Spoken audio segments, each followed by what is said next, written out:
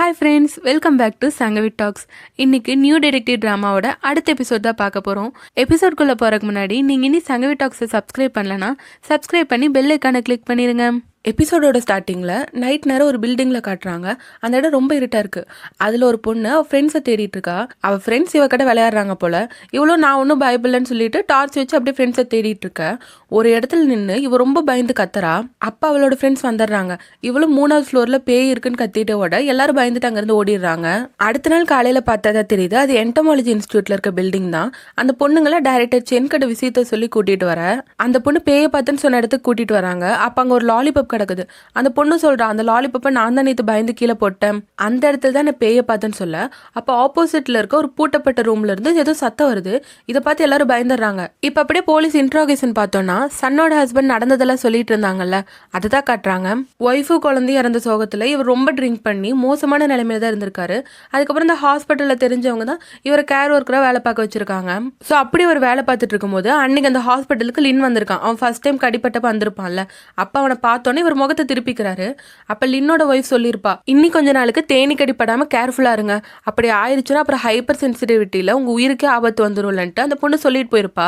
அதை சன்னோட ஹஸ்பண்ட் கவனிச்சிடுறாரு. இது கடவுள் தனக்கு கொடுத்த சான்ஸா யோசிச்சுட்டு அவனை எப்படியாச்சும் கொல்லணும்னு முடிவு பண்ணி டாக்டருக்கு தெரியாம போய் லின்னோட ரெக்கார்ட்ஸ் அப்புறம் ஹைப்பர் சென்சிட்டிவிட்டி பத்தி எல்லாம் இவர் பாக்குறாரு. அதுக்கப்புறம் தேனீக்களோட நடைமுறைகள் பத்தியும் இவர் படிச்சிருக்காரு. அதுக்கப்புறம் லின்னோட வீட்டுக்கு குப்பை எடுக்கிற ஒர்க்கராட்ட போய் அங்க இருக்கிறதெல்லாம் நோட்டம் போட்டிருக்காரு. அந்த தேனீக்கூட டென்ஸ் எல்லாம் பாத்துருக்காரு. அதே சமயம் போலீஸ் கிட்ட மாட்டிடக்கூடாதுன்னு சில குறிப்பிட்ட கலர் பிளைண்ட் டெஸ்ட் கார்டுலாம் இவர் மெமரைஸ் பண்ணியிருக்காரு. அப்புறம் ஒரு நாள் லின்னோட தேனீக்கூட டென்ஸ்ல போய் அந்த ரெட் கலர் துணி எடுத்துட்டு பச்சை கலர் துணியா இந்த சன்னோட ஹஸ்பண்ட் தான் மாத்திருக்காரு. ஸோ அதனாலதான் இந்த லின் இறந்திருக்கான். இது இவர் சிரிச்சிட்டே சொல்லிட்டு இன்னொரு விஷயம் சொல்றாரு. அன்னைக்கு இவங்க ஹாஸ்பிட்டல் போய் இவரை பத்தி இன்வெஸ்டிகேட் பண்ண போனாங்கல்ல, அன்னைக்கு போலீஸ் வந்தது இந்த சன்னோட ஹஸ்பண்ட் முன்னாடியே பார்த்துட்டு தான் அவங்க முன்னாடி சிவப்பு பச்சை நிற கலர் பிளைண்டா நடிச்சிருக்காரு. ஸோ இவர் இன்ட்ராகேட் பண்ணதுக்கு அப்புறம் போலீஸ்காரங்களை டிஸ்கஸ் பண்ணிட்டு இருக்க. அப்ப கேப்டன் ரூ என்னமோ யோசிச்சுட்டு இருக்காரு. என்ன யோசிக்கிறீங்கன்னு கேட்டா அப்பதான் அவர் சொல்றாரு, இது வந்து பெரிய சிட்டி, இங்க நிறைய ஹாஸ்பிட்டல் இருக்கு, அது எப்படி லின் கரெக்டா சன்னோட ஹஸ்பண்ட் ஒர்க் பண்ற ஹாஸ்பிட்டலுக்கே போனான்ட்டு இவருக்கு ஒரு மாதிரி குழப்பமா தான் இருக்கு. அப்படியே ஜியான்டிங்க காட்டினாங்கன்னா அவனுக்கு ஒரு கனவு வருது. அதுல ப்ரொஃபசர் சாங்கோட உருவச்சில கட்ட பட்டர்ஃபிளைஸ் அப்படியே பறந்து போயிட்டு இருக்கு. அப்படியே இவனுக்கு சீனியர் அவங்க அம்மா பிரதர் இருந்ததெல்லாம் அப்படியே ஒரு தாட்ஸ் ஆட்ட வருது. இந்த கனவை பார்த்தோன்னா அவன் பயந்து அப்படியே எந்திரிச்சிடறான். இப்ப கேப்டன் ரூ வந்து என்டமாலஜி இன்ஸ்டியூட்டுக்கு தான் ஏதோ கேஸ் விஷயமா போறதா சொல்லிட்டு இருக்காரு. அப்ப ஜியான்டிங் சொல்றான், லின்னுக்கு வந்து 2 டைம் தேனி கடி பட்டனாலதான் அவன் இறந்தான். செகண்ட் டைம் தேனி கடிச்சது வேணா ஒருத்தவங்க போட்ட பிளான் நம்மளுக்கு தெரிஞ்சிருச்சு. ஆனா ஃபர்ஸ்ட் டைம் அவர் எப்படி தேனி கடிச்சது? ஏன்னா அவர் ஆல்ரெடி தேனி கூட நல்லா பழகிட்டு இருந்தவர் தானே. இப்படி ஒரு டவுட்டை ஜியான்டிங் சொல்ல எல்லாரும் யோசிக்கிறாங்க.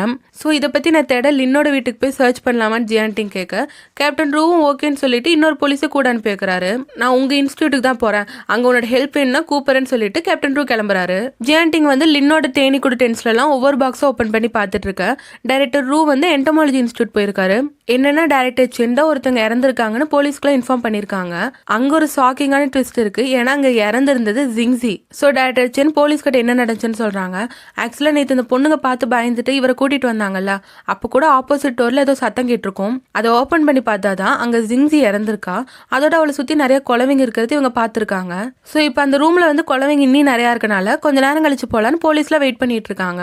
இன்னொரு பக்கம் ஜியான்டிங் இந்த பாக்ஸ்ல ஓப்பன் பண்ணி பார்த்துட்டு இருந்தான்ல, அவன் வந்து ஒரு க்ளூ கண்டுபிடிச்சிட்டான். ஒரு தேனீக்கூட பாக்ஸ்ல லாச்சசிஸ்னு ஒரு பூச்சி இறந்து கிடக்குது, இதுதான் பிரச்சனைட்டு ஜியான்டிங் சொல்றான். அதுக்கப்புறம் ஜியான்டிங் இன்ஸ்டியூட் போக மற்ற போலீஸ்காரங்களா இப்போ கொலை நடந்த ரூமை பார்க்க போறாங்க. அங்க ஜிங்ஸியோட டெட் பாடி இருக்கு. அதோட அங்க நிறைய குழவைங்க இருந்துச்சுல, அது ஜிங்ஸியோட முகத்தெல்லாம் சாப்பிட்டுட்டு இருந்திருக்கு. அந்த ரூம்குள்ள அந்த ரூமோட சாவி கிடக்குது. அதே சமயம் இவங்க வரக்கு முன்னாடி அந்த ரூம் வந்து பூட்டப்பட்டுருந்துச்சு. இப்ப டைரக்டர் சென்கட்ட கேட்கும் போது அவர் சொல்றாரு, ஆக்சுவலா அந்த ரூம் வந்து ப்ரொஃபசர் சாங்கோட லேப். அவர் இறந்ததுக்கு அப்புறம் அவரோட ஸ்டூடெண்ட்ஸ் தான் இவரோட லேபை நாங்க பாத்துக்கிறோம்னு சொல்லியிருந்தாங்க. ஸோ இந்த லேபோட ஒரு சாவி என்கிட்ட இருக்கு, இன்னொரு சாவி டேங்க் கிட்ட தான் இருந்துச்சு. ஆனா டேங்க் தாய்லாந்து போறப்ப அந்த சாவியை ஜிங்ஸி கிட்ட கொடுத்துட்டு போயிருக்கான். அதனாலதான் அந்த சாவி ஜிங்ஸி கிட்ட இருந்திருக்குன்னு டைரக்டர் சென் சொல்றாரு. ஃபாரன்சிக் டிபார்ட்மெண்ட்டும் அங்க என்னென்ன டீடைல்ஸ் கிடைச்சதோ அதெல்லாம் சொல்லிட்டு இருக்காங்க. அப்ப ஜியான்டிங் சொல்றான், இந்த மாதிரி குழவைங்க நிறையானா காட்டுக்குள்ள இருந்தா பரவாயில்ல, இன்ஸ்டியூட்டுக்கு நடுவில் வந்திருக்குன்னா அது கொஞ்சம் யோசிக்க வேண்டியதா தான் இருக்கு. அதோட இந்த ரூம்ல கதவு ஜன்னல் எல்லாம் பூட்டப்பட்டிருந்துச்சு, அப்புறம் எப்படி குழவைங்க வந்துச்சுன்னு யோசிச்சா அந்த டோர் டோருக்கு அடியில் கொஞ்சோண்டு கேப் இருக்கு, மேபி அந்த கேப்லேயே வந்திருக்கலான்ட்டு இவங்க யோசிச்சுட்டு இருக்காங்க. அங்க இன்வெஸ்டிகேட் பண்ணிட்டு போலீஸ் ஸ்டேஷன் வந்ததுக்கு அப்புறம் ஜியான்டிங் லின்னோட கேஸை எக்ஸ்பிளைன் பண்றான். ஆக்சுவலா இவங்க லேச்சஸ்னு ஒரு பூச்சி பார்த்தான்ல, நார்மலா ஒரு தேனீக்கூடு பாக்ஸ்ல அந்த பூச்சி போனாலே தேனீக்கெல்லாம் பயங்கரமா அஃபெக்ட் ஆகும். ஆனா இறந்த லேச்சஸை யாரோ அதுக்குள்ள போட்டிருக்காங்க, அதனாலதான் தேனீக்கு ரொம்ப அஃபெக்ட் ஆகி வெளியே வந்து அவரை கடிச்சிருக்கணும். நார்மலா இந்த மாதிரி தேனி வளர்க்குறவங்க எல்லாம் 15 நாளைக்கு ஒருக்கா அந்த பாக்ஸ்ல செக் பண்ணிடுவாங்க ஏதாவது பாதிப்பு இருக்கான்ட்டு. அதே மாதிரி லின்னோட ஒர்க்கர்ஸ் எல்லாம் போன மாசம் 19ஆம் தேதி அந்த செக் பண்ணிட்டாங்க, அப்ப வரைக்கும் எந்த பாதிப்பும் இல்லை. முக்கியமான விஷயம் என்னன்னா, போன மாசம் 20ஆம் தேதி தான் அந்த லின்னுக்கு தேனி கடியே பட்டுச்சு. ஸோ இப்போ நான் பார்க்கும்போது அந்த லேச்சஸ் இருந்துச்சு. ஸோ யாரோ ஒருத்தங்க அவனுக்கு தேனி கடி படணுன்னே அதை உள்ள போட்டிருக்காங்கன்ட்டு ஜியான்டிங் உறுதியா சொல்றான். அதுக்கப்புறம் பார்த்தீங்கன்னா இவங்க மறுபடியும் கோங்கோட பாய் ஃப்ரெண்டு தான் இன்வெஸ்டிகேட் பண்ண கூப்பிட போறாங்க. சியோ அவனை பார்த்தோன்னே என்ன இந்த டைம் ஓடலையான்னு கேட்க, ஓடி மட்டும் என்ன பிரயோஜனம்ட்டு அவன் அவங்க கூட வந்துடுறான். இவனை எதுக்கு இப்போ இன்வெஸ்டிகேஷன் கூட்டிட்டு வந்தாங்கன்னா, இவன் இந்த லேச்சஸ் பூச்சியை பத்தி ஒரு ரிசர்ச் பேப்பர் ஒர்க்கே பண்ணியிருக்கான். ஸோ அதனால இவனை விசாரிக்கும் போது இவன் ஒத்துக்கிறான், அந்த ஃபர்ஸ்ட் டைம் தேனி கடி பட்டப்ப இவன் தான் அந்த பூச்சியை அந்த பாக்ஸ்குள்ள போட்டிருக்கான். ஆக்சுவலா இன்னைக்கு லின்னுக்காகவும் போட்டோ ஷூட் நடத்திருக்காங்கல்ல, அப்ப வந்து இவங்க போயிருக்கான். இவனுக்கு லின்ன பிடிக்கல, அவன் ஒரு ஏமாத்துக்காரன் தானே. அதோட இவன் சோசியல் மீடியாலலாம் தேனி இவனை சுத்தி பறக்கிற மாதிரி வீடியோலாம் போட்டு நிறைய லைக்ஸ் வாங்கிட்டு இருந்திருப்பான். அவன் கொஞ்சம் பில்டப் பண்ற மாதிரி ஆள் தான். ஆனா இவனுக்கு தெரியும் அவனை சுத்தி பறக்கிற தேனிகள்லாம் ஆபத்து இல்லாத தேனிகள், சும்மா நார்மலா எல்லாரும் பழகக்கூடியதான். ஆனா அதை வச்சுட்டு இவன் பெரிய அல்லாட்டு வீடியோ போட்டிருப்பான். ஸோ லின் மேல இருக்க கோவத்துல தான் கோங்கோட பாய் ஃப்ரெண்ட் அந்த பூச்சி அந்த பாக்ஸ்ல போட்டிருப்பான். ஸோ அந்த பூச்சிகளை போட்டதுக்கப்புறம் தேனீக்கெல்லாம் ரொம்ப கோவமாக அந்த பாக்ஸ்லேருந்து வெளியே வந்திருக்கும். இன்னொரு பக்கம் லின் வந்து வேறு தேனீக்களை வச்சு அதே மாதிரி ஃபோட்டோ ஷூட் பண்ணிட்டு இருந்திருக்கான், அந்த தேனீக்கள் சுற்றி பறக்கிற மாதிரி. அப்போ தான் இந்த கோவமாக வந்த தேனீகள்லாம் அவனை அட்டாக் பண்ணியிருக்கு. மற்றவங்களாம் இதை பார்த்து பயந்து ஓடிட்டாங்க. ஆக்சுவலாக கோங் வந்து வீச்சேட் மூமெண்ட்ஸில் இந்த ஃபோட்டோ ஷூட் பற்றி போட்டிருந்தாலாம். அதை பார்த்துட்டு தான் இவன் அங்கே போய் அந்த லின் மேலே கோவத்தில் இருந்தால, ஸோ சும்மா விளையாட்டுக்கு தான் அதை நான் பண்ணேன், அவனை கொலை பண்ணணும்லாம் நான் நினச்சி பண்ணலன்ட்டு இந்த கோங்கோட பாய் ஃப்ரெண்ட் சொல்ல சியோ டென்ஷன் ஆயிடுறான். வாயை மூட ஒரு கொலை பண்ணிட்டு விளையாட்டுக்கு பண்ணுன்னு சொல்றேன் சியோ கேட்டுட்டு இருக்கான். அதுக்கப்புறம் அந்த கோங்கோட பாய் ஃப்ரெண்ட் கிட்ட சன்னோட ஹஸ்பண்டை காட்டும் போது யாருன்னு தெரியாதுன்னு சொல்லிடுறான். அதே மாதிரி தான் சன்னோட ஹஸ்பண்டும் கோங்கோட பாய் ஃப்ரெண்டை தெரியாதுன்னு சொல்லிடுறாரு. அதுக்கப்புறம் கேப்டன் ரூ கிட்ட இன்னொரு போலீஸ் வந்து ஒரு ஷாக்கிங்கான விஷயம் சொல்றாரு பாருங்க. என்னன்னா, வாங்குன்னு ஒரு பொண்ணு சூசைட் பண்ணிட்டால, அதுக்கப்புறம் அவங்க அம்மாவும் சிஸ்டரும் வேற ஊருக்கு போனதா சொல்லியிருந்தாங்க. அந்த விஷயத்துல என்னாச்சுன்னா, அவங்க அம்மா வந்து டிப்ரெஷன்ல இறந்துட்டாங்க. அதே சமயம் அந்த பொண்ணு திரும்பி இந்த ஊருக்கு வந்து அக்ரிகல்ச்சரல் யூனிவர்சிட்டியில டிகிரி வாங்கியிருக்கு. அந்த பொண்ணோட போட்டோ இப்போ இவர் காட்ட கேப்டன் ரூவே ஷாக் ஆயிடுறாரு. அங்க ஒரு ட்விஸ்ட் என்னன்னா, அந்த பொண்ணு தான் கோங்கு. கேப்டன் ரூ வந்து இது கோங்சு தானு கேட்க அவர் சொல்றாரு, இல்ல இவளோட முன்னாடி நேம் வாங்சூன்னு. அதுக்கப்புறம் அவங்க 2 பேரையும் கூட்டிட்டு போய் கோங்க காட்டுறாங்க. கோங்கோட பாய் ஃப்ரெண்ட் கிட்ட நீ இவ சொல்லி தானே எல்லாத்தையும் பண்ணன்னு கேட்க அவன் இல்ல அது நானே தான் பண்ணேன்னு சொல்லிடுறான். சரி லவ்வுக்காக பழி ஏத்துக்கிற போலன்னு சொல்லிட்டு போலீஸ்க்கு கோங் மேலதான் சந்தேகமா இருக்கு. சன்னோட ஹஸ்பண்ட் கிட்ட கேட்கும் போது கோங்க வந்து இவர் பார்க்க மட்டும்தான் செஞ்சிருப்பாரு, பேசிலாம் இருக்க மாட்டாரு. போலீஸை பொறுத்த வரைக்கும் கோங் மேலதான் டவுட்டா இருக்கு.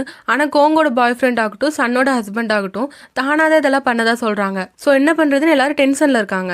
இன்னொரு பக்கம் டேங்கி ஒய்ஃபை காட்டினாங்கன்னா கோ சொல்றாங்க, நான் ஜிங்ஸிக்கு நிறைய டைம் கால் பண்ணி பார்த்துட்டு அவ எடுக்கவே இல்லைன்ட்டு. டேங்கும் சரி ஓகே நீ அவளுக்கு கால் பண்ணாத, நான் ஜோ வச்சு அவளை கான்டாக்ட் பண்றேன்னு சொல்லிடுறாரு. அதோட ஜியான்டிங் என்ன இங்க வந்ததுல இருந்து இந்த பக்கமே ஆளை காணோன்னு சொல்ல கோ சொல்றாங்க அவனுக்கு சீனியரோட வீட்டுல நிறைய வேலை இருக்கும்ட்டு. சோ டேங் ஜியான்டிங் கால் பண்ணி நீ ஃப்ரீயா இருந்தா இங்க வான்னு சொல்லிட்டு கட் பண்றாரு. அதுக்கப்புறம் ஜியான்டிங் இன்னொரு போலீஸ் ஆஃபீஸர் கிட்ட போய் டார்க் வெப்ல எல்லாம் நம்ம கனெக்ட் பண்ணா அது ட்ரேசஸ் வச்சு கண்டுபிடிக்கலாமான்னு கேட்க அவரு கண்டுபிடிக்கிறதுக்கு வழி இருக்குன்னு சொல்றாரு. ஸோ ஜியான்டிங் சீனியர் இன்னசென்ட்னு ப்ரூவ் பண்றதுல ரொம்ப உறுதியா இருக்கான். அதோட இந்த எபிசோட் முடியுது. இந்த டிராமால வர அடுத்தடுத்து இன்ட்ரெஸ்டிங்கான வேற லெவலான எபிசோட்ஸை மிஸ் பண்ணாம பார்க்க சங்கவி டாக்ஸை சப்ஸ்கிரைப் பண்ணி பெல் ஐக்கானை கிளிக் பண்ணிருங்க. இந்த வீடியோ உங்களுக்கு பிடிச்சிருந்தா லைக் ஷேர் பண்ணி சப்போர்ட் பண்ணுங்க. மீண்டும் அடுத்த வீடியோவில் சந்திப்போம். பாய்.